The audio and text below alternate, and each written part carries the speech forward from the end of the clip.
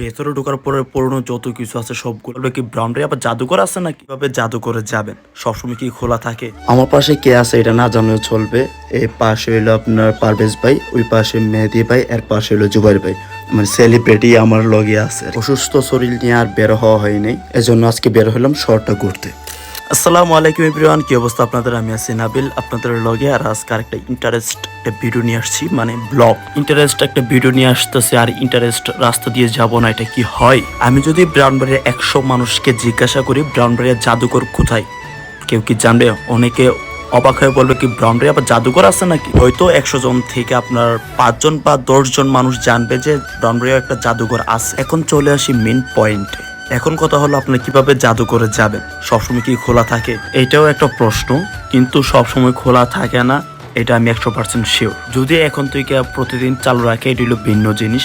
আপনারা যারা যাবেন ব্রাউনবাড়িয়া জাদুঘর, এটা আগে খোঁজ নিয়ে দেখবেন যে খোলা আছে কিনা। খোলা থাকলে হয়তো আপনার ভিতরে গিয়ে সবকিছু দেখতে পারবেন। আর ব্রাউনবাড়িয়া জাদুঘর মোরাইলের এক কর্নার দিকে পড়ছে। আপনারা অবকাশে যাবেন, অবকাশের সামনে একটা রিক্সাওয়ালা মামাকে বলবেন, মামা আমরা ব্রাউনবাড়িয়া জাদুঘর যাব, কোন দিকে? রিক্সা তুললে আপনার 20 টাকা লাগবে ওইখানে যেতে। আর আপনাকে আরেকটা সহজভাবে বইলা দেই, ব্রাউনবাড়িয়ার অবকাশ পার্ক আর যাই বলেন, এটা থেকে আপনার বের হয়ে শহরের দিকে যেতে আপনার হাতের বাম সাইডে একটা চিপা একটা রাস্তা আছে মোরেলের দিকে যেতে। ওই রাস্তায় পুরো সামনে হাইটটা গেলেই মোড়ের মধ্যে আপনি পেয়ে যাবেন। ভেতরে ঢোকার পরে পুরনো যত কিছু আছে সবগুলো এখানে আছে। তারপর সোরাতা আছে, তারপর রেডিও, তারপর ট্যাপ যেগুলাকে বলে, আগে ক্যাসেট লাগানোর পরে গান বাজনা যেগুলো হয়তো ওইগুলোকে আমি ট্যাপ বলতাম। আর একটু পানের বাটা, তারপরে এটা কি ওটা বলতে পারিনি, ক্যাসেট লাগায় মনে হয় গান শোনার যন্ত্র এরকম কিছু হবে। যারা 2000 শতকের বা একটু আগের তারা হয়তো আপনাকে দেখবেন যে সিটকি লাগানো থাকতো, আগে বাসার মধ্যে সিটকি ঝোলানো থাকতো, এটার মধ্যে ডেক রাখতো, তারপরে টাকা পয়সা গুঞ্জায় রাখতো আর কি এই জিনিসগুলোর মধ্যে। আর এখানে যে কয়েনগুলো দেখতেছেন সাজায় রাখছে, এই কয়েনগুলো আপনার অনেক দেশের কয়েন আছে, সিঙ্গাপুরের কয়েন আছে, বাংলাদেশের আগের 25 পয়সা আছে, 50 পয়সা, যেগুলো অনেকে দেখে নাই, আমরা দেখছি 25 পয়সা 50 পয়সা চলতে দেখছি। মেলামাইনের প্রথম পার্টি যেরকম ছিল হয়তো এটাও সংগ্রহ করে তাদের এখানে রাখছে। আর এখানে কফি আছে, তারপর হারিকেলের মতো অনেক সিস্টেম ছিল।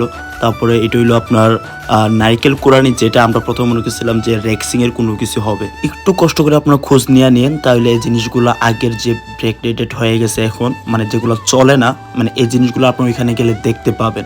অনেক সুন্দর সুন্দর জিনিস আছে যেগুলো আপনার আগে দেখেন নাই ব্যবহার করতে, কিন্তু এখন গেলে ওইগুলো দেখতে পারবেন। পেয়ালা আছে, বাঁশি আছে, আর অনেক কিছু আছে। মূলত আমরা অবকাশে যাই একটা কাজে, ওইখানে কেউ একটা শর্ট নামাইছে, নামানোর পরে মেহাদি ভাই বলতেছে যে আজকে নাকি জাদুঘর খোলা, দেখে আসছে, চলেন আমরা যাই, গিয়ে দেখে আসে, একটা ফাঁকি দিয়ে একটা ভিডিও বানাই নিয়ে আসি আপনাদের উপহার দেওয়ার জন্য।